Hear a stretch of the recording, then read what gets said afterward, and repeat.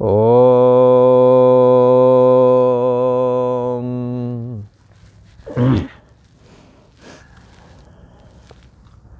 श्री योग वासिष्ठ के उपशम प्रकरण में श्री वशिष्ठ जी महाराज बोले, हे राम जी, जो तुम दृश्य का आश्रय करोगे तो कर्मों का बंधन होवेगा, क्योंकि दृश्य में ही कर्म है। प्रथम दृश्य तो आत्मा की दृष्टि से प्रथम दृश्य तो ये मन ही है, और मन के लिए कहा है कि मन क्रियाशील है।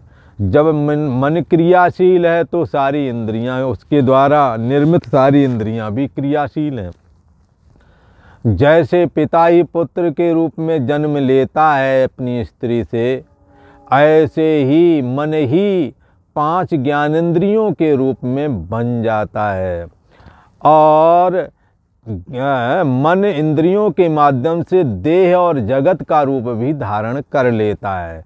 इसलिए विचार करके देखो प्यारे, जगत बना है मन से, और मन क्रियाशील है, और मन ही सारे जगत का कारण है।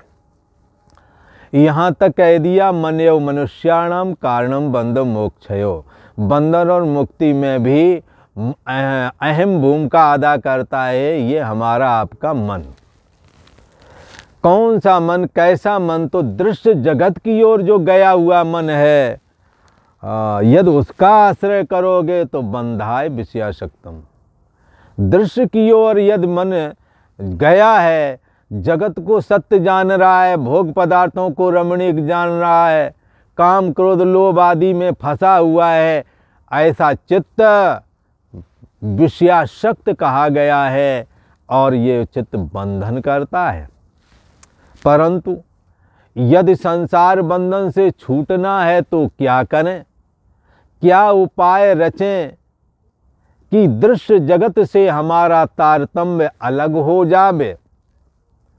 दृश्य जगत से तारतम्य अलग करने के लिए हमें मन में असंगता धारण करनी होगी, क्योंकि जब तक जीना है तब तक सीना है। जीवन है, कुछ न कुछ कार्य करने ही पड़ेंगे। कार्य शरीर के द्वारा होवेंगे, और शरीर तुम हो नहीं। शरीर इंद्रियां मन बुद्धि आदि जब तुम नहीं हो तो इनके द्वारा होने वाली चेष्टा तुम्हारी कैसे हो सकती है। इसलिए मैं आत्मा हूँ, मैं ब्रह्म हूँ, यह जाप उत्तम जाप है।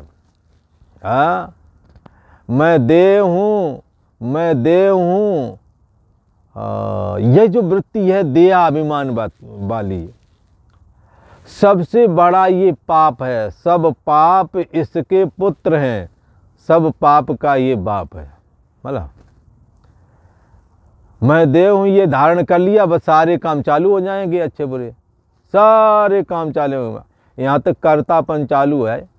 क्यों? मैं देव हूँ ऐसा मानने की वजह से। देह से सुखी होना चाहते हैं। मैं धनम में जाया, मेरे को धन होता, मेरे को स्त्री या पुरुष होता। स्त्री कहेगी मेरे को पुरुष होना मांगता, मेरे को पुरुष चाहिए जो हमारे अनुकूल हो। पुरुष कहेगा मेरे को स्त्री चाहिए जो हमारे अनुकूल होवे। दे धरे के लाख दुख, कोई किसी का उठाए फेंक क्या जाकर दे उसको। ऐसा नहीं करना तो कुछ भी हासिल नहीं होवेगा। दे धरे के लाख दुख, वहीं दे धरे का ये सुख, भजी राम सब काम बिहाई। ऐसा दे कोई नहीं है जिसमें राम जी का भजन किया जाए। दे धरे का यह सुख भाई, ये सबसे बड़ा सुख कौन सा है? बोले भजी राम सब काम बिहाई। सारे काम छोड़कर राम जी का भजन इसी देह में होता है। इसलिए देह के धरने से आप परमात्मा की भक्ति के योग्य बन गए। आप सोच सकते हैं, अपना भला बुरा आप देख सकते हैं। सच्चाई के रास्ते पर चलने के लिए मनुष्य ही अपना सच्चाई का रास्ता चल सकता, जानवर नहीं चल सकता है। इसलिए यह तन भवसागर को बेरो, यह शरीर जो है भवसागर को पार करने के लिए बेड़ा की तरह दिया गया है। इसलिए इस शरीर का तुम त्याग कर भी नहीं सकते हो। तुम्हारे से होगा नहीं, क्योंकि ईश्वर ने तुम्हें दिया है और वो तुमसे ना चाहो तो भी छीन लेगा। धन पुत्र स्त्री आदि भी ईश्वर के ही दिए हुए, आपका शरीर भी ईश्वर का ही दिया हुआ है। इसलिए जेहि तन दियो ताय बिसरायो, जिसने ये शरीर दिया उसी को विस्मरण कर दिया। ऐसो नमक हरामी, संतों ने कहा अरे हमने तो बड़ा बेईमानी कर ली। जेहि तन दियो ताय बिसरायो, ऐसो नमक हरामी, हम मोसन कवन कुटिल खलकामी। इसे शरीर यदि रहेगा तो आत्मा को आप श्रवण कर सकेंगे, आत्मा को जान सकेंगे। जिनके शरीर ही नहीं वो आत्मा को क्या जानेंगे। इसलिए जिन्होंने आत्मा को परमात्मा को जानना समझना है, सर्वप्रथम उसके लिए एक शर्त है कि तुम्हें मनुष्य का शरीर होना मांगता है। आप किसी भी योनि में हैं, आपको दुर्लभ तत्व ज्ञान भगवान की भक्ति नहीं मिलेगी तब तक, जब तक कि आपको मनुष्य का शरीर नहीं प्राप्त हो जाता। मनुष्य के शरीर में बैठ कर के मनुष्य के शरीर में ये रहस्य क्लियर होवेगा और इसी मनुष्य के शरीर में क्लियर करके इससे असंग हो जाओ। इसलिए देह धरे का यह सुख भाई, यही सुख है कि आनंद स्वरूप आत्मा को जान जाए, समझ जाए। कैसे समझ जाएं? देह को कौन जानता है? इंद्रियां जानती हैं। विषय कारण सुर जीव समेता, सकल एक ते एक सचेता, सबकर परम प्रकाशक जोई, राम अनादि अवधपत सोई। बाहर के दृश्य इंद्रियों के द्वारा जाने जाते हैं, इंद्रियां मन के द्वारा जानी जाती हैं। देह और जगत किसके द्वारा जाना गया? इंद्रियों के द्वारा। इंद्रियां मन के द्वारा, मन बुद्धि के द्वारा, यो बुद्धि परतस्तुषा, पर बुद्धि का होना ना होना भी साक्षी आत्मा के द्वारा जाना गया है। जिसके द्वारा जाना गया वह तुम्हारी असली मैं है। उसको क्या बोला जाता है? आत्मदेव। ये आत्मदेव हैं जो सर्वाधिष्ठान हैं, सर्वात्मा हैं। इन आत्मदेव से रहे तो सृष्टि में कुछ भी नहीं है। जहाँ आत्मा नहीं वहाँ कुछ नहीं, और पर ऐसा संभव नहीं जहाँ आत्मा ना हो। आत्मा जहाँ कुछ नहीं, उस कुछ नहीं को भी आत्मा ही सिद्ध करता है। इसका मतलब कुछ नहीं का मतलब आत्मा है वहाँ, क्योंकि कुछ नहीं जानने में आ रहा।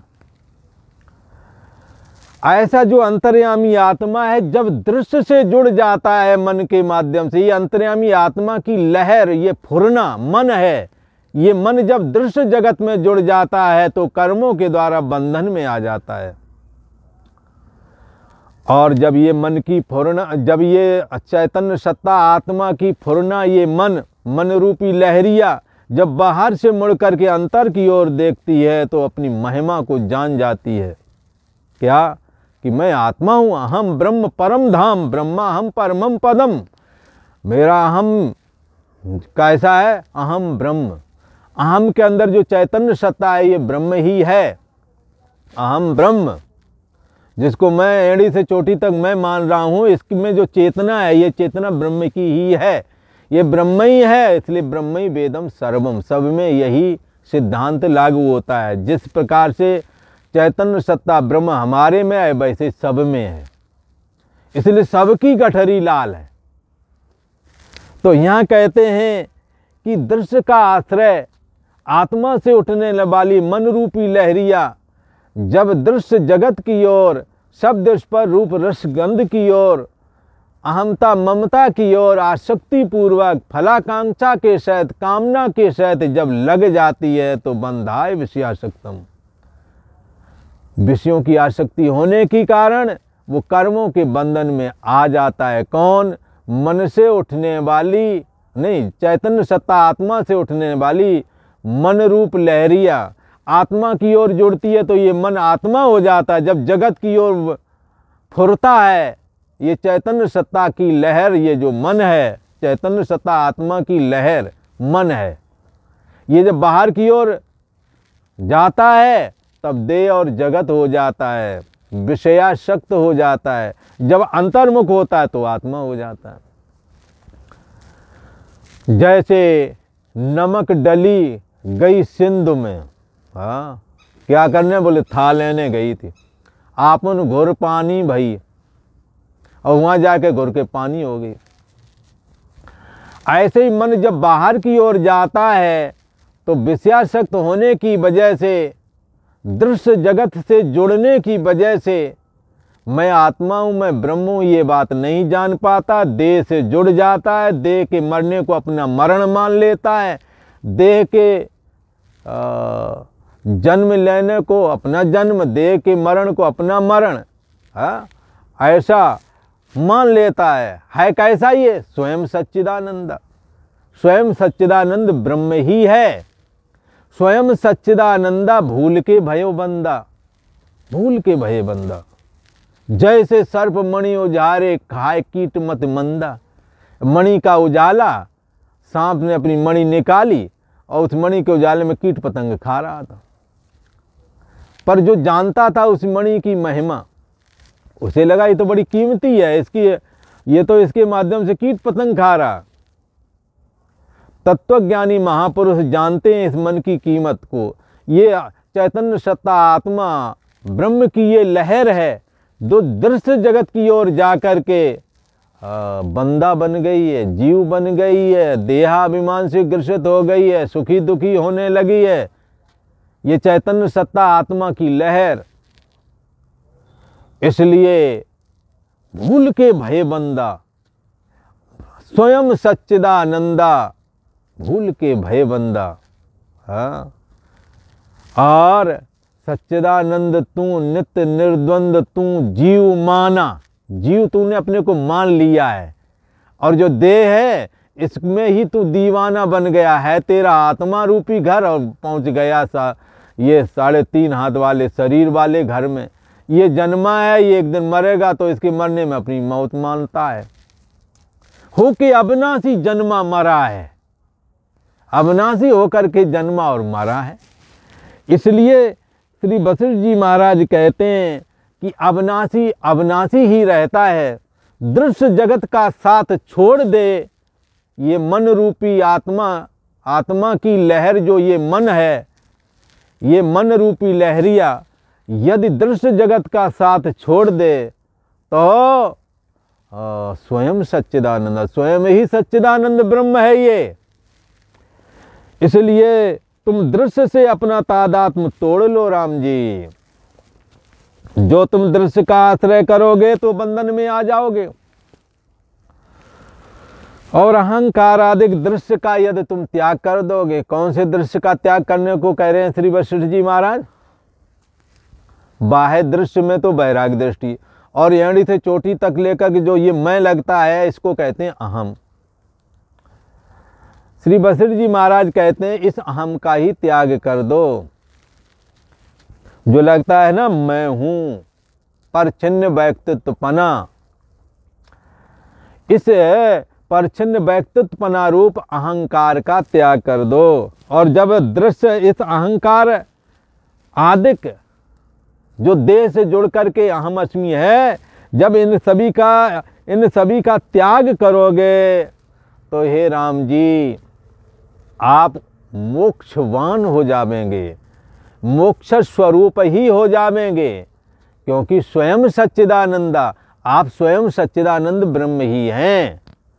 देह से और दृश्य जगत से जुड़ करके, शब्द स्पर्श रूप रस गंध से जुड़ करके, कामनाओं से जुड़ करके, आसक्ति से जुड़ करके, भूल के भय बंदा, ब्रह्म को भूल गए, सच्चिदानंद ब्रह्म को भूल गए, और देह और जगत में ही रचे पचे हैं, इसलिए बंदा हो गए।